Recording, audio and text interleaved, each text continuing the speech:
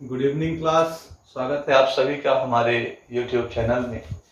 पिछली क्लासेस में मैंने आपको संधि की शुरुआत की थी, तो मैंने संधि में आपको दीर्घ स्वर संधि के बारे में बताया था।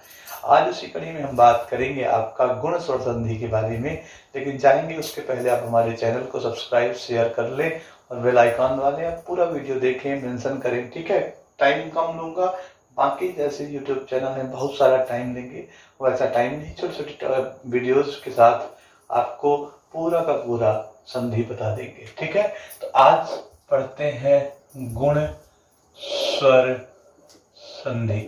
ठीक है, अब गुण स्वर संधि जब पढ़ेंगे, गुण अगर आपसे बन गया तो मान चलिए यण आपको बन गया।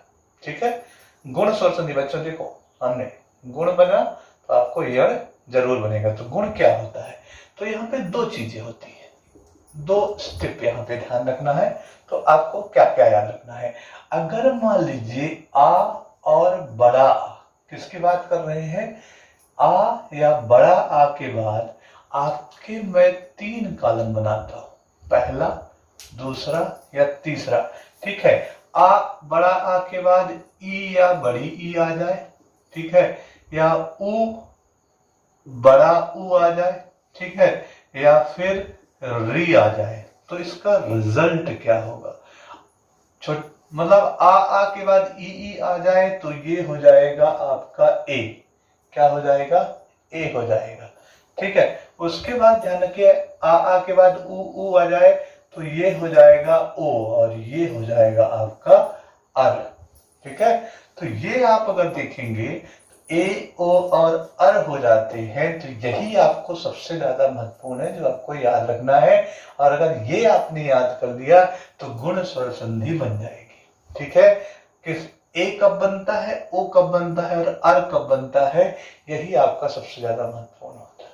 ठीक है, तो यहां पर आपको जब डेफिनेशन लिखने के लिए आएगी गुण स्वर संधि की, पेपर में पीएससी वाले अब याद रखना। ठीक है, तो डेफिनेशन क्या लिखोगे? यदि पहले, यहां पर ध्यान रखिएगा, शब्द के अंत में आ ऑब्लिक बड़ा आ, क्या क्या लिखोगे? आ ऑब्लिक बड़ा आ में से कोई हो और दूसरे शब्द के प्रारंभ में, दूसरे शब्द के प्रारंभ में क्रमशः लिखिएगा ई ऑब्लिक बड़ी ई, कामा ऊ ऑब्लिक बड़ा ऊ, आपको कामा लगाना है, री आए तो प्रारंभ में, इसके बाद क्रमशः यहां से हटा दीजिए, क्या लिखे हो? दूसरे शब्द के प्रारंभ में ई ऊ री आए तो अब यहां पे क्रमशः लगाइए, दो बार क्रमशः लगाना अच्छा नहीं लगेगा। तो क्रमशः ए ओ और अर हो जाता है। ये पीएससी वाले याद रखना, बाकी समझने के लिए इतना ही काफी है। मेंस में आंसर लिखने के लिए आता है। तो क्या करोगे आप लोग, क्या बताओगे? जब पहले शब्द, जब किसी चीज को तोड़ोगे दो भाग में, तो पहले शब्द के अंत में आ और दूसरे शब्द के प्रारंभ में क्या क्या आ जाए? ई ऊ और री आ जाए तो क्या हो जाते हैं? ए ओ और अर हो जाते हैं। ठीक है, तो इनके उदाहरण बता देता हूं, कौन कौन से उदाहरण याद रखना है। जैसे मान लीजिए नरेश, क्या याद रखना है? नरेश। तो जब नरेश बनाओगे तो क्या बनाओगे? नर प्लस ईस, यानी यहां पर क्या आया? रा में बैकग्राउंड में क्या था? आ प्लस ई। तो देखो क्या बन गया? ए हुआ कि नहीं हुआ? ए की मात्रा लगी कि नहीं लगी? वैसे ही आपको ध्यान रखना है एक नरोत्तम, नरोत्तम। ठीक है, तो नरोत्तम का क्या बनाओगे? तो आपका हो जाएगा नर प्लस उत्तम। ठीक है, आपने क्या बनाया? नर प्लस उत्तम। यानी यहाँ पर आ प्लस उ आया कि नहीं आया? तो जब आ प्लस उ आएगा तो क्या बन जाएगा? ओ हो गया नहीं? तो ओ बना कि नहीं बना, खुद देखिए। और तीसरा उदाहरण आपका जब हो जाएगा सप्तर्षि, ठीक है। जब सप्तर्षि आ गया तो आपने क्या बनाया यहाँ पर?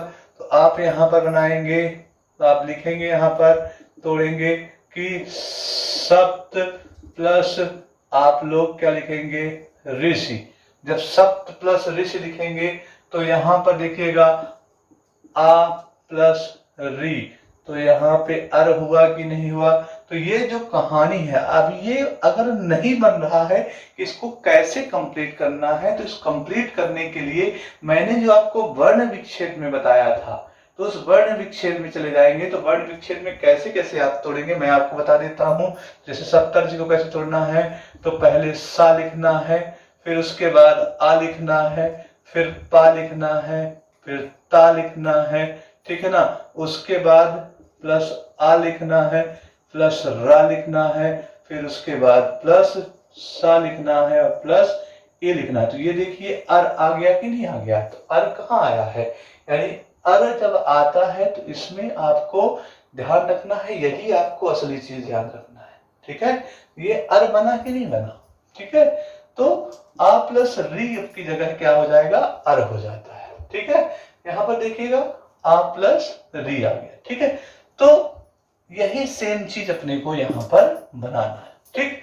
तो सप्तर्षि को अपने को ऐसे तोड़ना है, ठीक है। तो यहाँ पर अब आगे जाकर के कौन कौन से उदाहरण आपको बनाने हैं? जैसे एक आप बना लेंगे लंकेश, लंका प्लस ईस बन जाएगा। एक आप बना सकते हैं महोदय, ठीक है। यहाँ पर कौन सा बना सकते हो? महोदय। एक आप बना सकते हो अधमर्ण, अधमर्ण आप बनाएंगे, ये अच्छा शब्द है। अधमर्ण आपसे पूछ सकता है कि अधमर्ण में कौन सी संधि है, तो अधमर्ण आप बना सकते हो, ठीक है। उसके बाद आपको ध्यान रखना है, कुछ उदाहरण और होते हैं। तो कुछ उदाहरण में आपको जैसे परोपकार, ठीक है।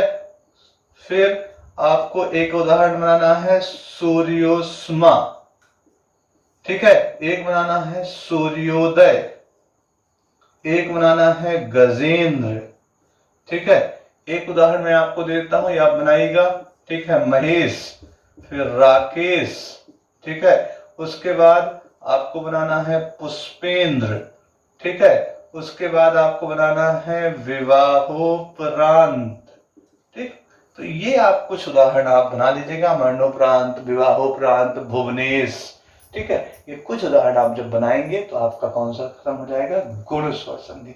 यानी जब आ के साथ ई उ और री आ जाए तो ए ओ और अर हो जाते हैं। अर मतलब जहां पे भी अर आएगा वहां अपने को क्या लिख देना है? री लिख देना है, ठीक है ना। तो इसीलिए हमने यहाँ पे सप्तर्षि लिख दिया है, ठीक है। सप्त बनाया हमने पहले और यहाँ पर रे आ गया, ऋषि हो गया, ठीक है। तो ये आपको याद रखना है। यानी आपको पीएससी के मेंस में भी ये लिखना है आपको आंसर में परिभाषा, और फिर आपको कुछ उदाहरण बता देना है। तो नरेश, राकेश, ऐसे कुछ जब भी उदाहरण बनेंगे तो आप बताना है कि कौन सी यहाँ पर संधि है। तो ये आपका हो गया गुण स्वर संधि, और इनको जरूर बना लीजिएगा, ठीक है। ठीक, तो बनाइएगा और अच्छे से नोट कर लीजिए। Thank you.